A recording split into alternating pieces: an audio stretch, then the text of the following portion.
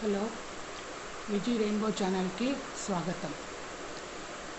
ఇవాళ మనము ఈ సిరీస్లో శోకం అంటే సారో, ఇంగ్లీష్లో బాధ అనే భావం గురించి మాట్లాడుకుందాం. ఇంతకుముందు వీడియోలో మనం ప్రేమ గురించి మాట్లాడుకున్నాం, అట్లానే హాస్యం అయింది. మీరందరూ ఎంతో ఆదరించారు. ప్రేమ వీడియోని మటుకు అదేమైంది నేను చెప్పాను కదా మీకు.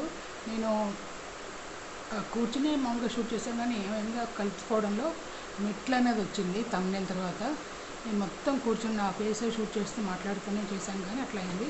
సో ప్లీజ్ ఆ వీడియో కూడా చూసి సహకరించి నచ్చితే కనుక తప్పకుండా లైక్ చేయండి. ఈ సిరీస్ని యాక్సెప్ట్ చేస్తారని అనుకుంటున్నాను. నా ఈ ప్రయత్నంలో ఇంకా వచ్చాక మంచి మంచి టాపిక్స్ అని ముందుకు వస్తాను. చేయగా కొంచెం ఇంకా బాగా ఇంప్రూవ్ అయ్యి అలవాటు అవుతానని నేను అనుకుంటున్నాను. సరే, ఇంకా టాపిక్ వచ్చేసామంటే మనం ఇవాళ టాపిక్ శోకం అంటే బాధ. ప్రతి మనిషి జీవితంలో బాధ అన్నది ఉంటుంది, ఏదో ఒక రూపంలో. అదేంటంటే ఆరోగ్యం అవ్వచ్చు, పెళ్లి సంబంధం విషయం అవ్వచ్చు, తర్వాత ఇంట్లో గొడవల గురించి అవ్వచ్చు, మొగుడు గురించి అవ్వచ్చు, పిల్లల విషయంలో అవ్వచ్చు, డబ్బుల విషయంలో అవ్వచ్చు, బయట ఎవరిని సతాయిస్తుంటే దానివల్ల అవ్వచ్చు. ఇలాగా ఎన్నో రకాలు ఎన్నో రూపంలో ఉంటాయి. తను అనుకున్నది అవ్వట్లేదంటే అదో బాధ అవ్వచ్చు, ఇంటి బిల్స్ కట్టడంలో అవ్వచ్చు, తను ఏమైనా తప్పు చేసిందేమో అది ఎలా చెప్పాలి ఏమిటి తెలిస్తే తర్వాత ఏమంటారని అదొక బాధ ఉండొచ్చు. ఇలా ఎన్నో రకాల బాధలు ఉంటూ ఉంటాయి. మొదటిగా ఆయన చెప్పేది ఏంటంటే, మనం ఎంత బాధపడినా ఉపయోగం లేదు. మన ఆరోగ్యం క్షీణిస్తుంది తప్ప దానివల్ల ప్రయోజనం లేదు. మనం ఏం చేయాలి? అది ఒకరితో చెప్పుకుంటే ఆ బాధ అనేది తీరిపోతుంది. మీకు చాలా క్లోజ్ అయిన మనుషులతో కానీ, ఎవరైతే మీకు ఓదార్చి మీరు చెప్పేది అర్థం చేసుకునేది వాళ్ళకు ఉంటే కనుక అట్లాంటి వాళ్ళతో మీరు మీ ప్రాబ్లమ్ని షేర్ చేసుకోవాలి. అప్పుడు బాధ తగ్గుతుంది, గుండె బరువు తగ్గుతుంది, లంగ్స్ తేలిక అవుతాయి, గుండె మీద పడిపోదు ఆ ప్రభావం. సో దీనివల్ల ఏమవుతుందంటే మీరు కూడా ఉత్సాహంగా ఉంటారు, తర్వాత పనులు బాగా చేసుకోగలుగుతారు. ఇంకొకటి, ఎవ్వరూ బాధ లేకుండా ఉండరు. బయట ఉంటూనే నటిస్తూ ఉంటారు, చూపెడతారు. డబ్బు ఉన్నా డబ్బు లేకపోయినా, మధ్యతరగతి వాళ్ళు, బీదవాళ్ళు, బాగా ఉన్నవాళ్ళు అన్నీ ఉండి కానీ ఎక్కడో ఒకటి ఏదో బాధ ఉంటుంది. అటొచ్చి ఏంటంటే కొందరు చూపించరు, ఉన్నా కూడా బయట లేనట్టు యాక్ట్ చేస్తారు. సో అట్లా ఏంటంటే బాధ అన్నది అనేక రూపాలు, అనేక కారణాల వల్ల అనేక మనుషుల వివిధ రూపాల్లో మనకి ఉంటూనే ఉంటుంది. బాధ లేని వ్యక్తి అన్నది ఉండరు. అది మటుకు ఎప్పటికీ అందరూ గుర్తుపెట్టుకోండి. మరో విషయం, కొన్ని మనం తెచ్చిపెట్టుకుంటాం. ఇప్పుడు మనం ఒక టైం టేబుల్ వేసుకొని దాని ప్రకారం పోతూ ఉంటే బాధ అనేది ఎందుకు ఉంటుంది? మన ఎంతలో డబ్బు విషయం తీసుకోండి, ఎంత ఉంటే అంత దానిని సరిపెట్టుకుంటూ ఒక దినచర్యలో టైం టేబుల్లో అందరితో మంచిగా ఉంటూ ఎంతవరకు అంతే ఉండి, దేనికి అసూయ పడకుండా, కోపం తెచ్చుకోకుండా, తర్వాత ఏమంటాం ఎక్కువ దేనికి ఆశపడకుండా, ఎవరితో గొడవ పడకుండా, మన ఇదిలో మన అదుపులో మన జాగ్రత్తలో టైం కనెక్ట్ చేసి అందరినీ ఆనందపరుస్తూ ఉంటే సమస్య అనేది ఎందుకు ఉంటుంది? బాధ అంటే ఏదైనా సమస్య వల్లే మనకి బాధ వస్తుందని గుర్తుపెట్టుకోండి. సో బాధలు ఉండవని నేను అనట్లేదు, కానీ దాన్ని ఎలా నివారించుకోవాలన్నది కూడా చాలా ఇంపార్టెంట్. సో అట్లా మీకు చాలా దగ్గరైన వ్యక్తులతో సంభాషించుకొని మీ బాధని కాస్త సరితీర్చుకోండి. వాళ్ళు చెప్పడం వల్ల ఏమవుతుంది? వాళ్ళు మీకు ఒక సలహా ఇవ్వచ్చు, లేదా మీ గుండె భారం తగ్గచ్చు. సో ఇది నాకు చిన్న సలహా, ఒక నివారణ. రెండోది, కొందరు మనుషులు ఏంటంటే చాలా సిగ్గుపడుతూ ఉంటారు, మొహమాట పడతారు, ఎక్కువ అందరితో కలవరు. సో అట్లాంటి మీరు ఏం చేయొచ్చు? ధ్యానం చేసుకోవచ్చు. ధ్యానం చేసుకోవడం వల్ల ఏమవుతుంది? మైండ్కి బాడీకి చాలా బాగుంటుంది, మనస్సు బాగుంటుంది, హెల్త్ బాగుంటుంది, మీరు కూడా కొంచెం యాక్టివ్గా ఉంటారు, ప్రశాంతంగా ఉండి మళ్ళీ ఉత్సాహం వచ్చి పనిచేయడానికి మీకు ఇష్టం ఉంటుంది అన్నమాట. అట్లాగే మీరు బయటికి వెళ్ళచ్చు, ఫ్రెండ్స్తో గడపచ్చు, కాసేపు ఆ బాధను మర్చిపోవడానికి పేపర్ చదవచ్చు, దేవుడు ఏదైనా కూర్చొని మీరు మాట్లాడుకోవచ్చు, లేదా మీకు ఇష్టమైన మంచి ప్రోగ్రామ్ చూసుకోవచ్చు. మనం చెప్పింది హాస్యం చెప్పడం జబర్దస్త్ ఇట్లాంటివి మంచి సినిమా చూడవచ్చు, మంచి పుస్తకం చదవచ్చు, బయటికి వెళ్ళి యాక్టివిటీ మార్చుకొని గార్డెనింగ్ చేసుకోవచ్చు, మీకు ఇష్టమైన వంటకం చేసుకోవచ్చు. అట్లా కాసేపు ఏం చేయాలి? మనల్ని మనం ఎంగేజ్ చేసుకోవాలి. అట్లాగే మీ అత్తమామల ఇంట్లో ఉన్నారంటే వాళ్ళతో ఒకసారి మాట్లాడచ్చు. పెద్దవాళ్ళతో మాట్లాడడం వలన మనకి ఎంతో ఓర్పు వస్తుంది. వాళ్ళు ఎన్నో తెలియని విషయాల గురించి మనకు చెప్తారు.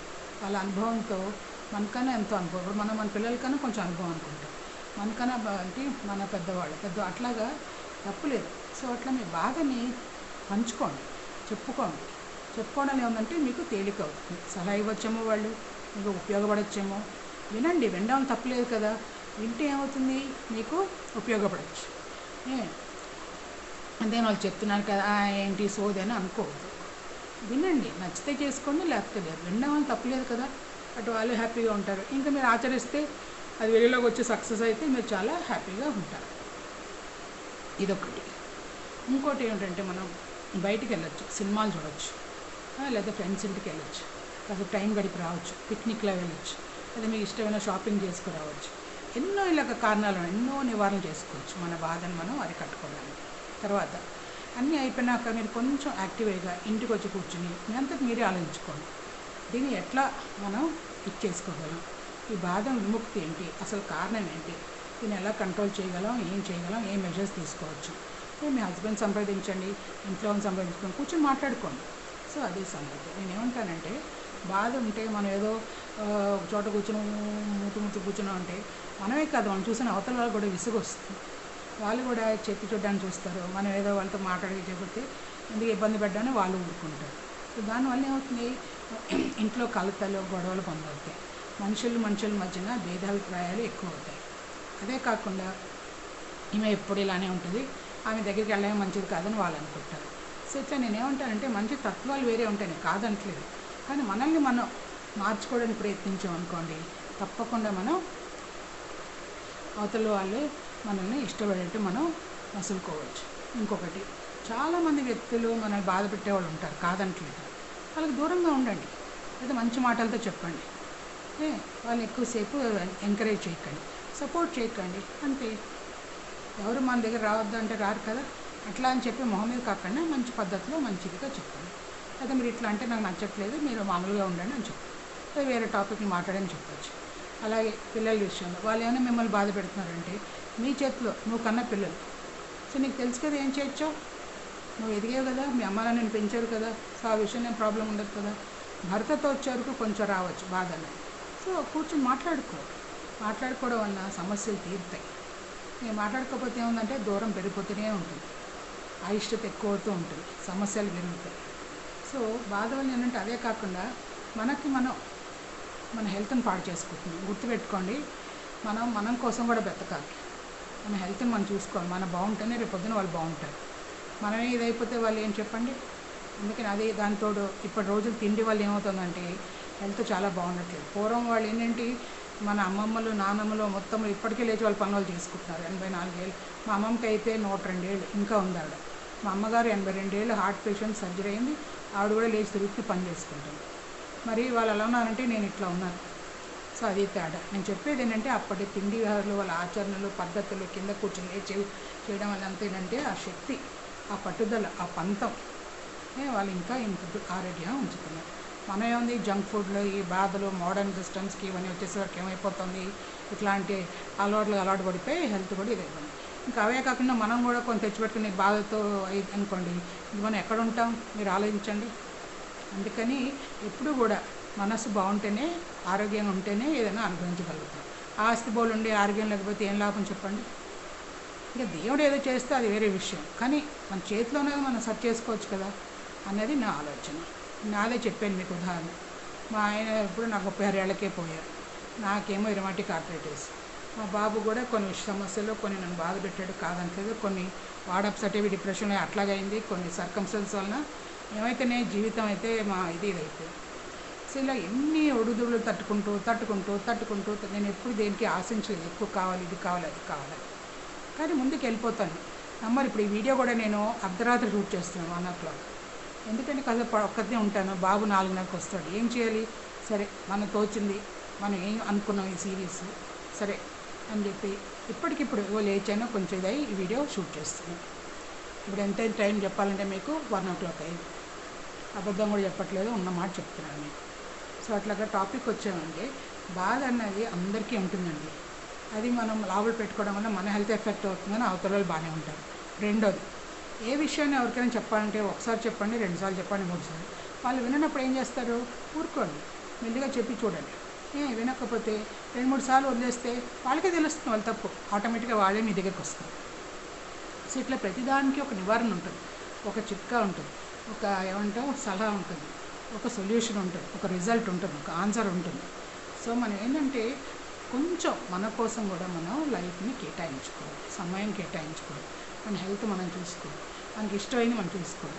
ఇప్పటివరకు నేను మీకు ఇంటి వైఫ్ గురించి మాట్లాడుతున్నాను, హౌస్ వైఫ్ గురించి, కానీ ఆడవాళ్ళు జాబ్స్ కూడా చేస్తున్న సంగతి టాపిక్ తేలేదు. ఎందుకంటే మీకు తెలుసు ఆడది 2 పాత్రలు పోషిస్తుంది మెయిన్గా. జాబ్ చేస్తూ కూడా ఇంటి అన్నీ చేసుకుంటూ ఉంటారు.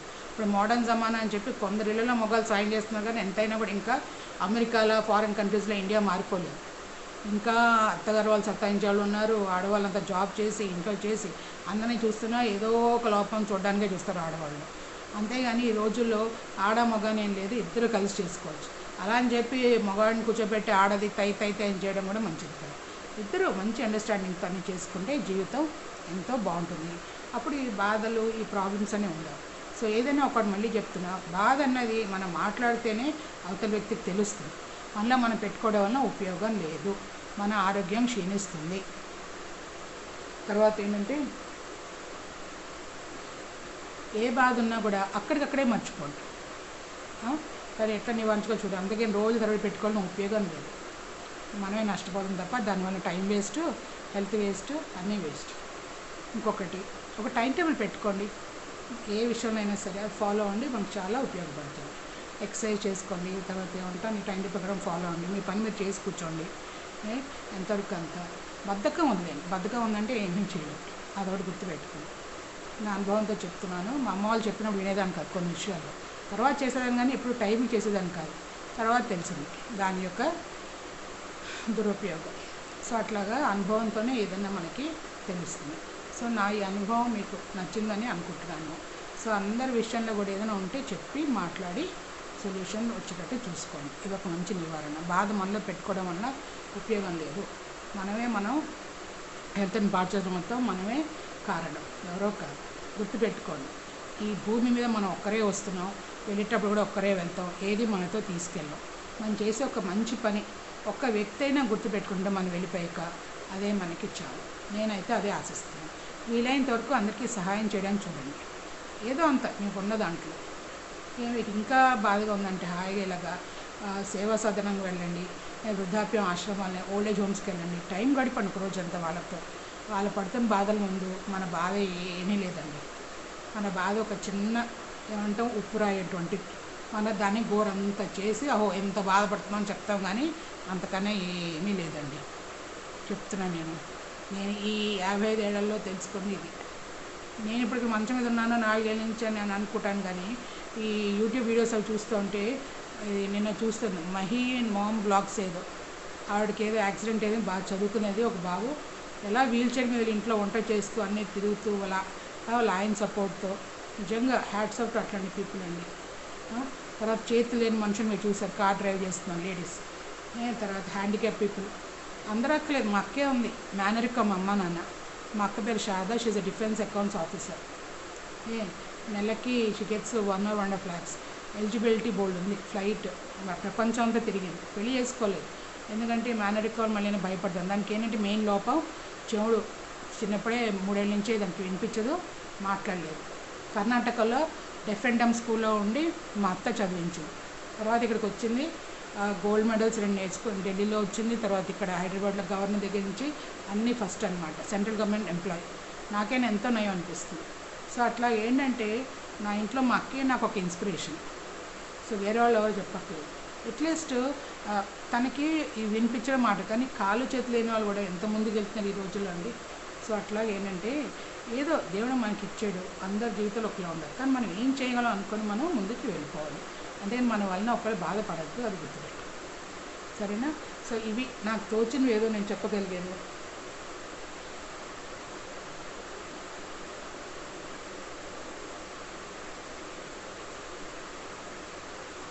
తర్వాత ఎక్కువ నాకు ఏమనిపిస్తుంది అంటే